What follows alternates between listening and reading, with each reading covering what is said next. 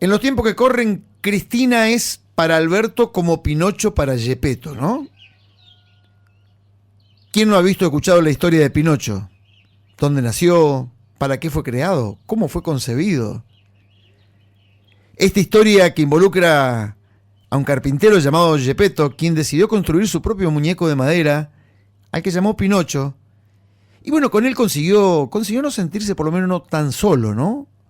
Tan solo como Cristina en aquel momento decidió ponerlo como presidente de la nación, pero en este caso puntual, Pinocho fue un personaje tierno.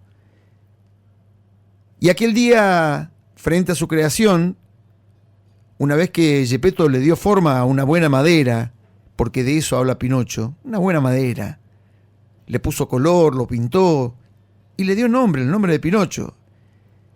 Trabajó tanto que se quedó dormido. Qué bien quedó. Y se durmió en el taller. Cómo me gustaría que tuviese vida y fuese un niño de verdad, soñaba. Como había sido un buen hombre a lo largo de su vida, un Gepetto con sentimientos sinceros, y la hada dijo, ¿por qué no darle vida y concederle el deseo? Tocó el muñeco. Esa noche le dio vida a Pinocho. Al día siguiente, cuando Gepetto se dirigió a su taller, se llevó un susto al oír que alguien lo saludaba y le dice, hola papá. Era Pinocho. ¿Quién habla? Soy yo, Pinocho, ¿no me conoces? Gepetto no lo podía creer. Era su creación. ¿Eres tú? Parece que estoy soñando. Por fin tengo un hijo. Gepetto quería cuidar a su hijo, como habría hecho cualquiera, vos, yo, cualquiera que tuviera un hijo que no fuera de madera, pero Pinocho cobró vida desde aquel taller que fue construido con buena madera. Como buen padre, Gepetto dijo, lo tengo que mandar al colegio, tiene que aprender, conocer otros niños. El carpintero no tenía dinero y tuvo que vender su abrigo, incluso hasta para poder comprarle una cartera y los libros al Pinocho. A partir de aquel día, Pinocho empezó a ir al colegio con la compañía de un grillo. Este grillo que no era cualquier grillo, ¿no? Era el consejero. También la historia se ocupó de ponerle a este espantapájaro que de alguna manera, o a este muñeco creado, un consejero. Pero como la mayoría de los niños, Pinocho prefería ir a divertirse al colegio. No le gustaba mucho aprender. Y comenzaron sus travesuras. No siempre le hacía caso al grillo, y el grillo volvía y le decía, Pinocho, pero... Y un día Pinocho se fue al teatro de títeres para escuchar una historia. Claro, cuando lo vio el dueño del circo, quiso quedarse con él. Un títere que camina por sí mismo y que habla. ¡Wow! ¡Me voy a hacer millonario! Pensó, y la historia continúa, ¿no? Tuvo sus andanzas, sus idas, sus vueltas. Pero en el circo de la realidad, donde la gente piensa, vos o yo, que la realidad se lleva puesto los sueños de miles de argentinos y argentinas, que tal vez crearon una empresa, una iniciativa, que tal vez resolvieron tener hijos, radicarse, instalarse, tal vez un sueño como el de Gepetto, pero que no soportan más esta realidad y donde el vale todo es moneda de cambio de la realidad. Es más, los propios creadores, en este caso puntual, Cristina, la Gepetto de Alberto, desde el kirchnerismo, incluso hoy partido gobernante, donde se logran despegar o pretenden despegarse, solo piensan en romper su propia unidad, desatendiendo los sueños de miles de argentinos que creyeron en Alberto Fernández, deseos, esfuerzos de quienes tal vez nos repetimos diariamente en la esperanza de cara a la realidad y nos levantamos, nos despertamos, salimos a laburar y a ponerle el pecho a la Argentina. Y no hace falta ser analista político ni politólogo, amigos, para discernir o entender la estrategia que tiene Cristina Fernández y el kirchnerismo. Ellos, que hoy eligieron profundizar la ruptura institucional con Alberto Fernández, con quien multiplican todos los desencuentros políticos, pero no es un tema menor, es el presidente de los argentinos. Es quien representa a nuestro país, es la voz cantante del país. Y es un tema que está en boca de todos los analistas políticos y está en foco básicamente cuando se evalúa no solo la crisis institucional política de la República, desde un Congreso paralizado, sin funcionamiento de las cámaras, por otro lado una justicia que está hackeada por una nueva decisión y un embate de Cristina, y un Ejecutivo que no logra parar la inflación. Sí, definitivamente esta semana vamos a conocer el indicador de la inflación. No sé si será del 6,5, 6,7 o del cuánto, pero lo cierto es que nos rompieron el 7 a todos. Los precios son imparables, tan imparables como Cristina, casi que compiten a la par, ¿no? Porque la inflación es quien lo debilita a Alberto y Cristina es quien le da con el palo. Cristina obsesionada en demoler el único espacio que no pudo colonizar, que es el Ministerio de Economía. Es más, ella lo reconoce, puso todos los funcionarios en gestión. Lo único que no pudo, que se le descuidó y ahí hizo acto de generosidad, que ella misma lo reconoce porque el inconsciente es tan sincero, tan franco, que no le permite ni siquiera mentir, y habla tanto que su propia mentira la ponen en evidencia. Miren, además del tema del control de la justicia, una preocupación evidente de Cristina Fernández es que el modelo del presidente conduzca a una hiperinflación. En el fondo, Cristina Fernández tiene el temor de volver a la Argentina del 89. Ustedes se acuerdan lo que fue el 89. 3.079% aumentaron los precios. Yo me casé en ese año, amigos.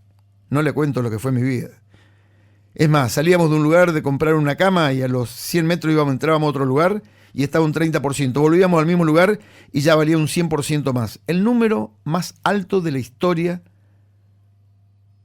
que se conozca de la conformación del gobierno patrio en 1810, ¿no? Hablo de 1989. El número fantasma de Cristina Fernández. Pero en el circo de la realidad hay un trozo de la realidad. Hay un juego de parcialidad. Hay un impulso de perversidad que realmente resulta obscena.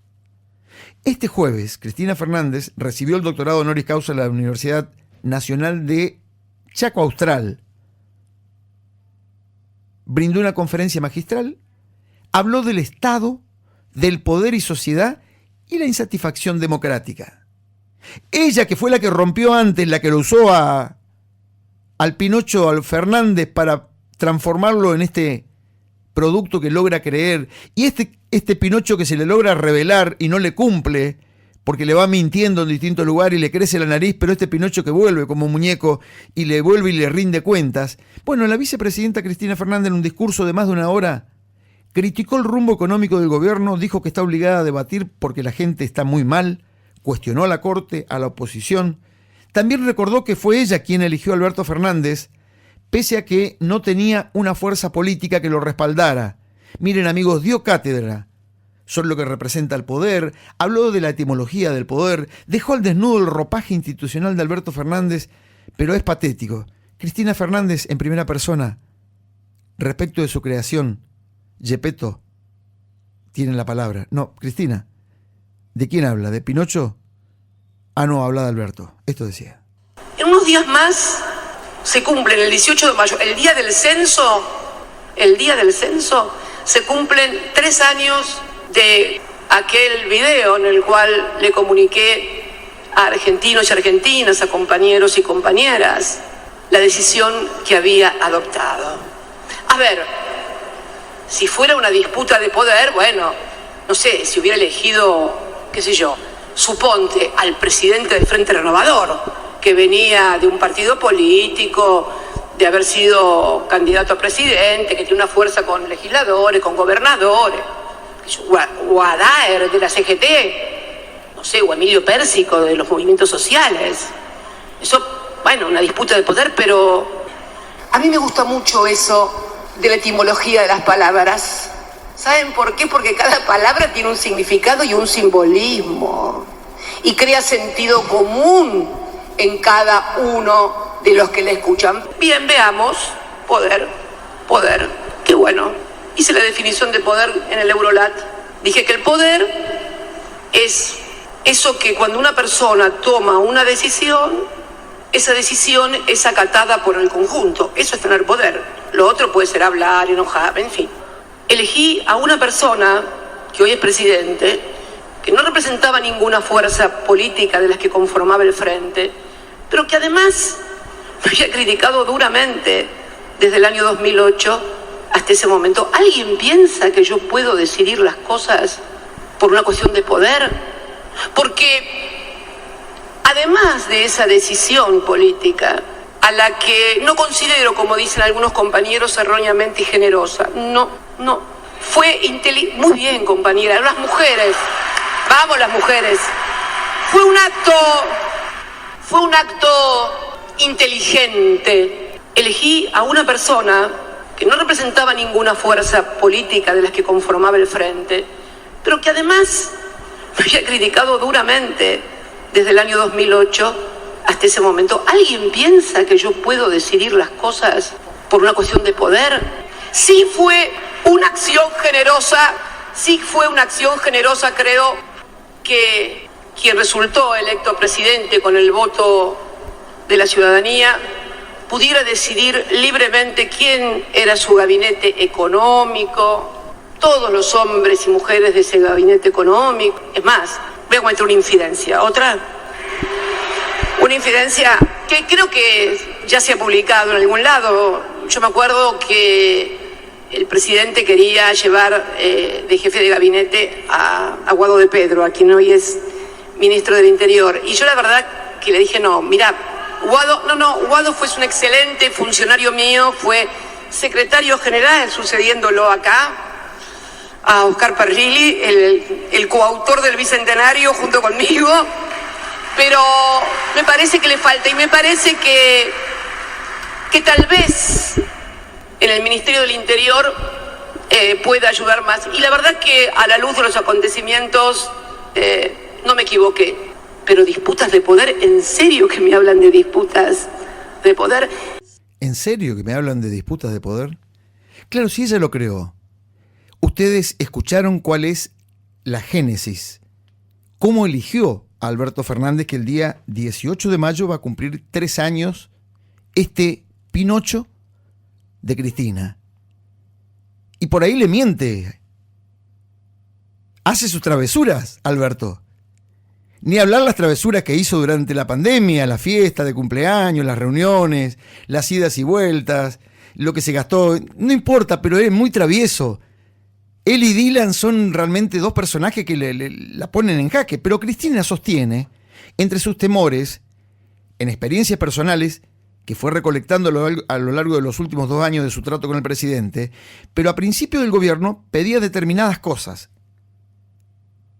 Fernández se comprometía a avanzar, tiempo después notaba que no había ocurrido nada de lo que le había prometido el presidente y se enojaba. Los allegados creen, sin embargo, que la vicepresidenta comete un error de apreciación. Y ella dijo, no hubo un error, fue una decisión estratégica, claro. Buscó un hombre débil, un hombre sin representación política, un payaso, un pelele al cual pudiera manejar como quisiera, que no tuviera una fuerza política detrás que lo apuntalaran. No lo buscó al representante del Frente Renovador, mucho menos a Daer, mucho menos a Emilio Pérsico, como lo dijo ella. Entonces, amigos, creo yo que a la luz de las noticias, a la luz de la realidad, a la luz de lo que vamos viendo, pensando que todavía restan casi 2 años de gobierno y que en la República Argentina la inflación se va comiendo las oportunidades, y esta pelea parece no encontrar rincón. Y así como Gepetto tuvo dentro de la magia del cuento la idea de ponerle un grillo como personaje que lo asesorara, nadie lo asesora al presidente de la nación, está solo, se manda sus travesuras, porque Guado de Pedro hoy trabaja para Cristina. Es más, en una reunión que tuvo una reunión, dejó una frase muy sugestiva en medio de una interna oficialista: ni los peronistas ni los antiperonistas están conformes con la Argentina de hoy. Chan. Pero en el circo de la realidad hay un desprecio por la realidad. Y lo triste es que entre sus travesuras, este propio Pinocho se va corriendo de un lugar a otro. Esta semana, qué sé yo, se va a un lugar y habla mal de, no sé, de todos. Está tan perdido que le falta un personaje que lo asesore, que lo ayude, que lo guíe. Ni hablar de la vocera presidencial, por favor. Miren, alcanzan unos segundos del discurso de Alberto Fernández, que el viernes tuvo en la ciudad fueguina de Ushuaia, donde además de entregar el crédito creo que el número 50.000, firmó convenio de financiamiento, la construcción de obras para la provincia, bueno, toda una historia, ¿no? Alberto Fernández grita porque no, ¿escucharon el tono de voz de Cristina? Cuando habla de poder y el poder, esa voz impostada. Bueno, un Alberto Fernández encendido el día viernes decía esto Alberto Fernández. El día martes desayuné con mi querido Hugo Moyano y le decía a Hugo, ¿cómo está la cosa realmente? Porque uno de los mejores termómetros para medir cómo funciona la economía es precisamente el transporte. Porque el transporte es el que lleva el insumo para que se produzca la heladera y es el que distribuye la heladera ya producida. Y me dicen, los compañeros no paran de trabajar. Esa es la Argentina que nos hace falta, la Argentina que produce, que da trabajo. Nosotros creemos en esa Argentina. Pensemos todo lo que hicimos en este tiempo. Pensemos todo lo que logramos en la unidad. Pensemos todo lo que podemos lograr. Por favor, miremos al futuro. Que nadie nos desuna. Trabajemos juntos. Eso es lo que nos hace falta. Eso es lo que nos hace falta. Compañeros, compañeras, realmente gracias por la forma en que me han recibido. Bueno, una voz desesperada, desencajada, desentonada, ¿no? Desentonada con la realidad que de alguna manera sigue esperando de nuestros referentes y nuestros gobernantes. Y a la par suceden cientos y miles de cosas en la República Argentina, mucho más en la economía. Pero para redondear esta idea, convengamos que el kirchnerismo tiembla ante un escenario de alta inflación, de pérdida de poder de compra del salario, un salario que va perdiendo oportunidades porque el mercado y en la República Argentina está asfixiado. Para la casta política, oficialista y opositora, la Casa Rosada tiene perdida la pelea contra los precios. Ya no se habla más del secretario de Comercio Interior, Roberto Feletti, Julián Domínguez, que desaparece del escenario político, las entidades gremiales del campo que de alguna manera han quedado debilitadas después del 23A, los representantes del sector político de las diferentes provincias, la voz cantante de cada provincia, los senadores desdibujados en el Congreso, ni hablar de los diputados, pero sin embargo, seguimos trabajando. Y situándonos en la actividad productiva, una cosa que también fue un factor como disonante, pero cantante y sonante esta semana, en un encuentro realizado el día jueves en el Auditorio de La Voz con referentes empresarios de la agroindustria de Córdoba, periodistas especializados del Hub Rural, del Grupo Clarín, un grupo de encuentro que convocó referentes institucionales, periodistas de los distintos medios, plataformas del grupo, Clarín Rural, Expo Agro, Agrovoz, Canal Rural, TN Agro y también Mitre del Campo, bajo el título Córdoba, motor de la agroindustria argentina. Y me quedé con dos palabritas, no voy a poner lo que decía Carlos Melconian, nominado también el economista como presidente de IERAL, disertando en el Auditorio de La Voz al ser consultado sobre las posibilidades de la hiper, y Melconian dijo, me preguntan qué posibilidades hay de que haya una hiperinflación. ¿Qué sé yo? La posibilidad de que suceda es baja, pero es mayor a cero. #ponele. Dijo, hay condiciones para evitarlo, pero el alineamiento político nacional e internacional es clave.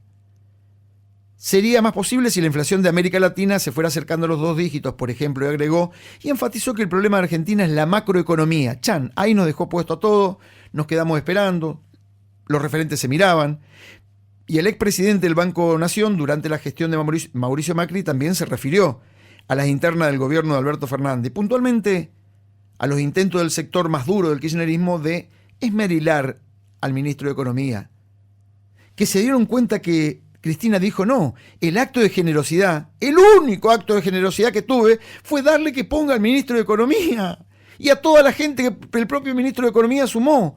Tenemos un Martín Guzmán que es un símbolo de una pelea política que no tiene fin. No es que a Alberto le gusta o no. Martín no tiene otra, pero a Cristina no le gusta. Y se transformó como en un caballito de batalla. Le pegan por todos lados, desde todos los rincones. Es como los pibes en un divorcio, ¿no? Que se lo llevan y lo tironean de un lado para otro. Bueno, lo cierto es que así está la economía en la República Argentina.